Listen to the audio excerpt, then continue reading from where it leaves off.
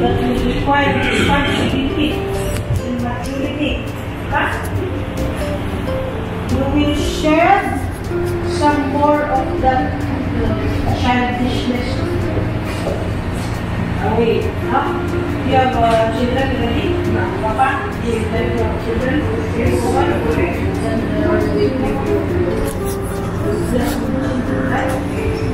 So you will now have to carve your picture, both of you,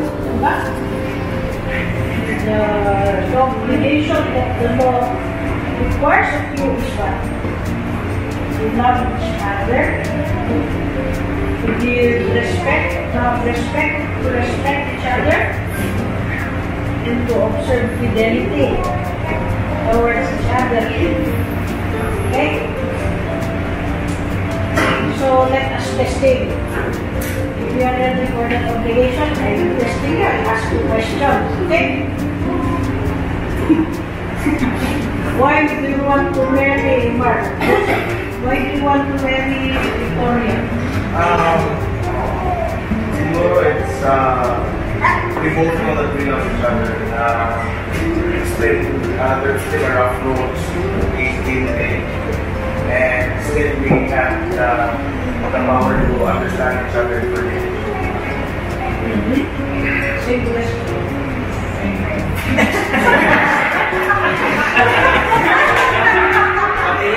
Wrong answer. Same answer. Yeah, we've been together for 5 years. So, then we all sit down. Still How many years have you been together? 5 years already. So since you were 23. When you came last week, you did not cook as handsome. Naman ba pagka pag-declare na decision talaga? Anyway, next question. How do you know that she loves you, Mark? The sacrifice. And it's not just the give and take. The give and take.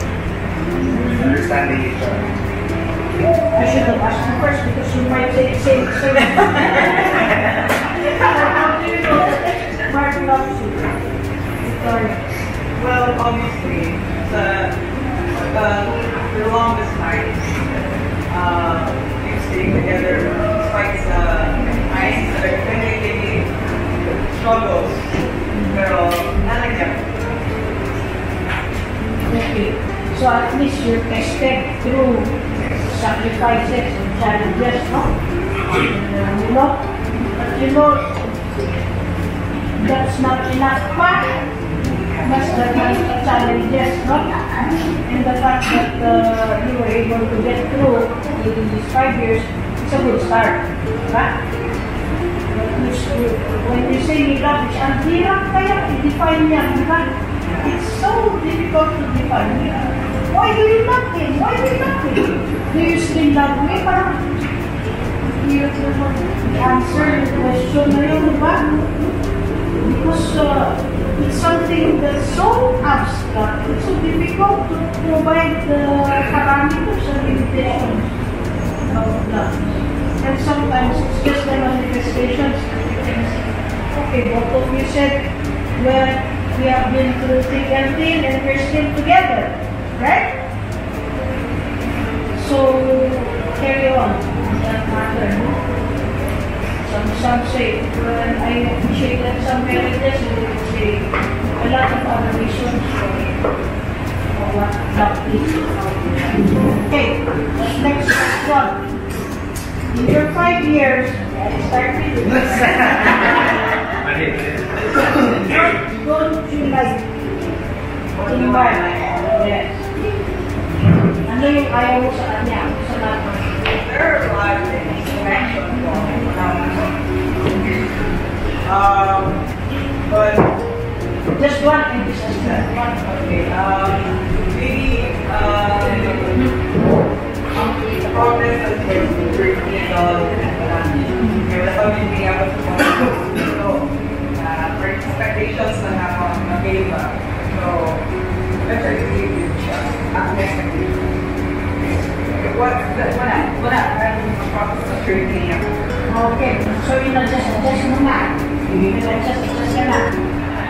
We'll see. Adjust mo. Ang iyong pagkalimutan. I hope she doesn't forget. Okay. So, you also know your weakness. And that is also necessary for marriage to work out. So, you know your weaknesses, and yet you still accept each other. That is also one manifestation. And at the same time, alam mo anong weakness niya, then you be stronger in that point. You know that she's forgetful, you should buy rosemary. Lagay mo sa bedroom nyo. Kasi you need to find a way so that she won't forget. You need to buy her out or forget the flash so that she won't forget. Remember, you try to adjust towards each other and see being able to go about doing this exercise. Mr. Kim Jo Reliquet, no? Reliquet. Crystal. Okay.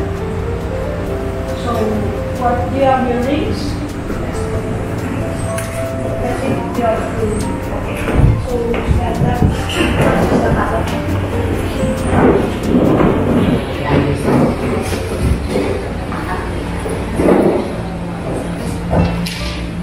You face each other.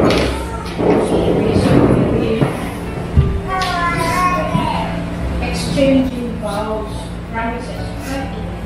And your rings are symbols of that promise towards you. Okay, so who wants to go?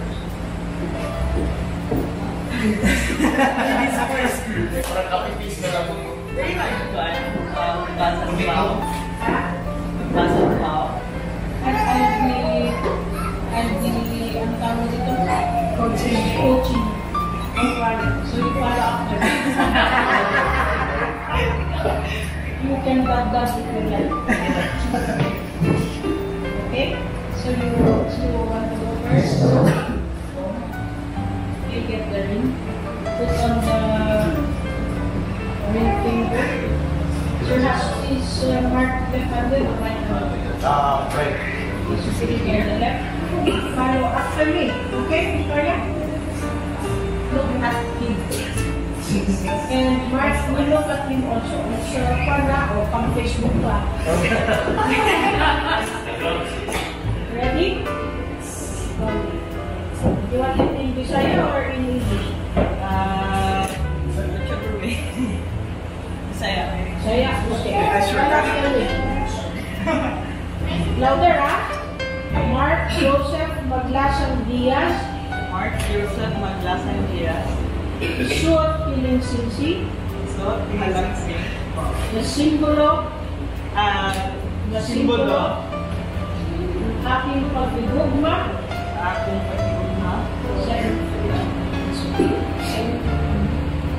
Sa iyo kanimo. Sa iyo kanimo. Iyo kanimo. Ako kang gawaton. Na akong bana. Sugod karon. Ug kangtod sa kahantunan. Sa kasakit ug sa kalipay. Sa kawad-on ug sa kanaruhay. Kangtod sa akong kaluyan ang pag-isip.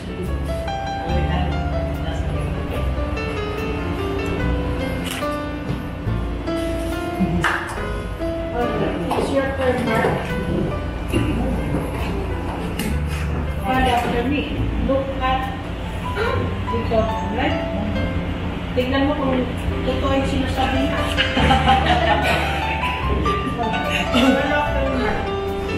Maria Victoria, Francis Jean Luis Reliquet.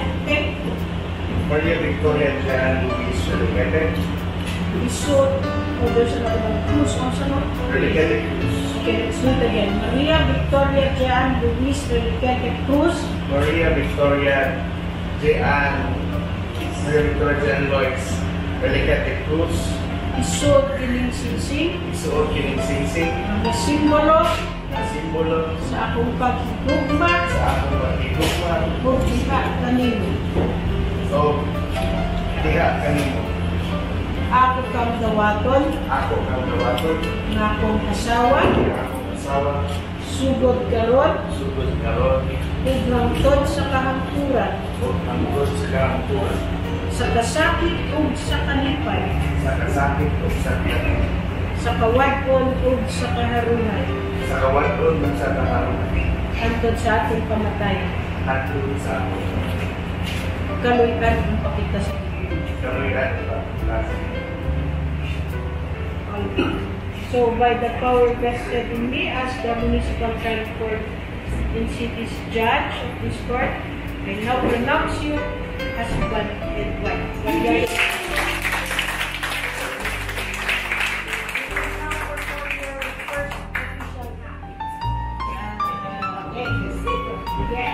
First official act, ha? Kiss the You bride. make it last longer for the benefit of the cameraman. Send it out. The kiss has to be what? 5 seconds?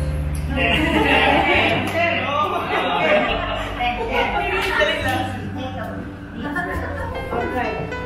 So, ready? Get set? Go!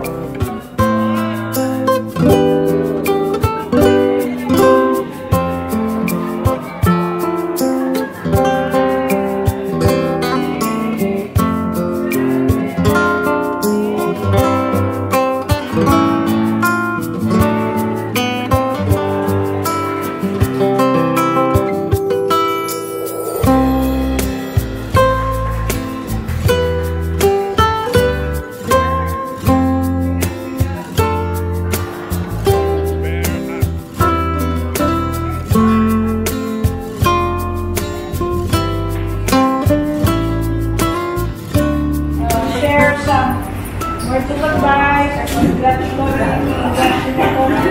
for our newlywed couple here. Let's call Mr.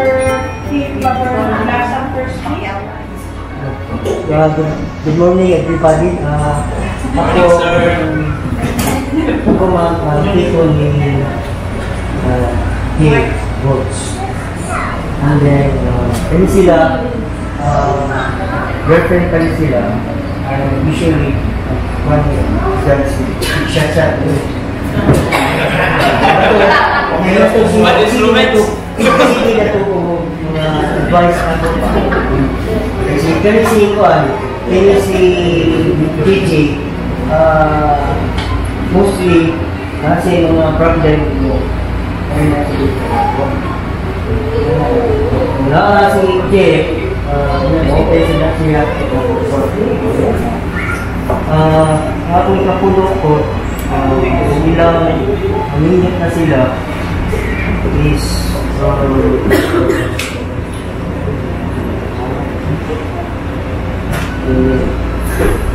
parang center nila nilang ginoo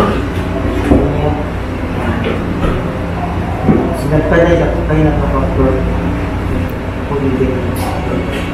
sa among married life na akong asawa is 25 years at kayo na lagi natin mag-ian sa gina ninyo walang galing akong kwan walang galing akong kwan asawa di kanang kung kaso kung mawala ako, niwawag ka pala ko, ito sure, niwawag ko na yun. Niwawag ko ka lang, sabi, niwawag ko na yun, kaya doon ka kayo. Hindi na, magmubukay ka doon. Sabang bukay ka rin, kumana ka rin, ningaw ka, ano? Joke na ako.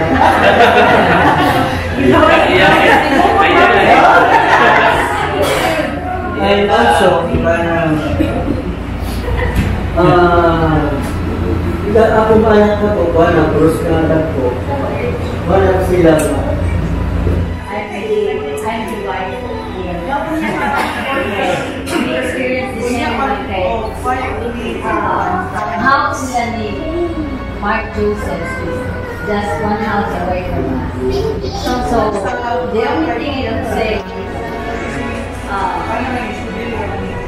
Jay, if you have a problem, our house is wide open for you and Jay.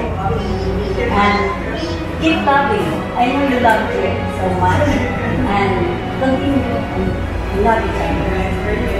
Jay, amo ra ba yung first baby si JJ?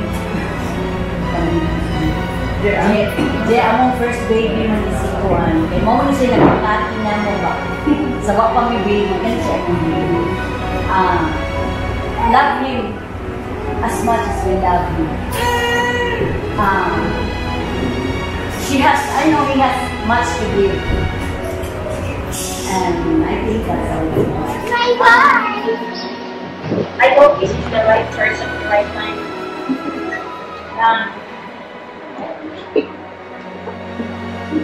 Sa ilang relasyon, napag-witness ko at sila ng dates. Sila naman, nalimutan na sila and dahil natin na po ang ilang roller coaster na relationship. Ako sa mga ita ng nakitahan ko, pero normal ang sila sa relasyon na ay kuhaan ikaw may problema.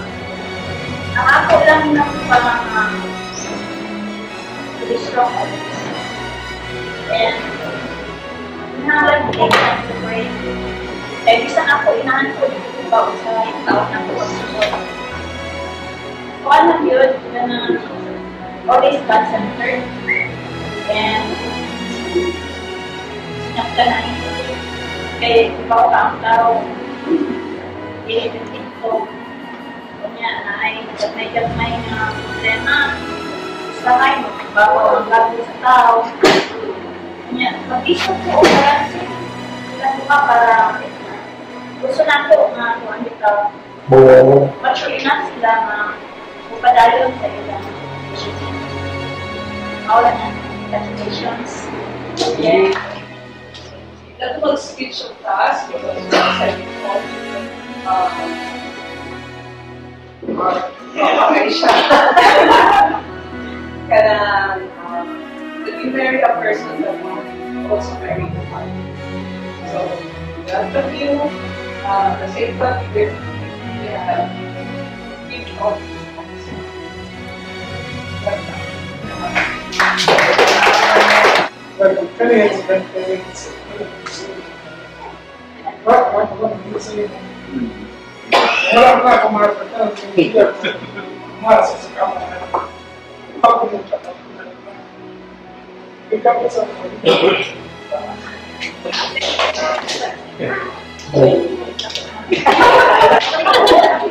Anyway, akan silapan sekarang.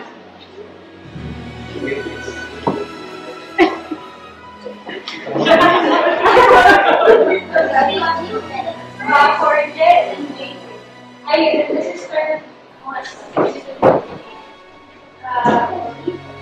there. That's what they mentioned. It's really, they hadn't had perfect ideal relationship. They had LDR. They had problems with now. But despite those challenges, when they had their 5-year relationship, they always stick together.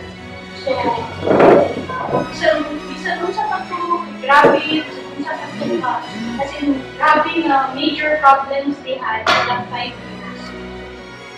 Nakala ko okay, nag-stick with Japon sila, bisan wala na challenges go through. So, there must be something, Jeff, there must be something JT na stick yun sila despite those challenges. Ako lang advice to them is to continue your faith sa Ginoo. Okay, even if may mga times na as humans, hindi na ikaw I think hindi na naka-control that of emotions. But if we always trust the Lord, mukalit lang siya ba? And then say, hindi lang wala nga. And wala nang lamang ako pag-ibig na logically, hindi na nakapunta. But there are really times na kaya kita kay hindi man lang feelings ka ng good. Sometimes yung pag-think na kapawa sa kapatid. Pero with God's grace yun, may enlighten ka tanan ba? And everything will suddenly have a reason to stay and always be together. Because marriage, for me, this one.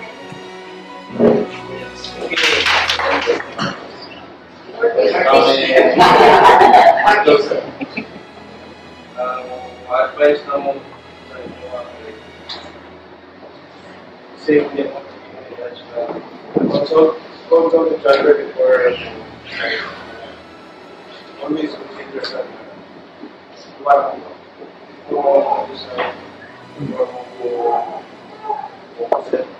kailangan ba ng komunito? Nakikita mo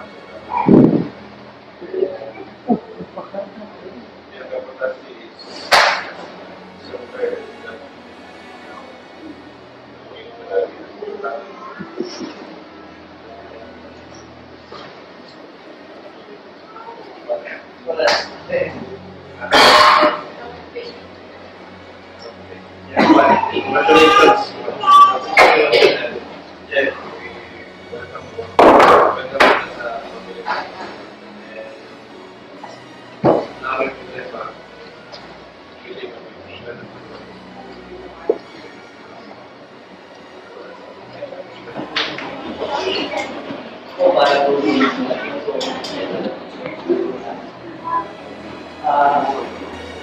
Ako assure tayo, magkakalang isang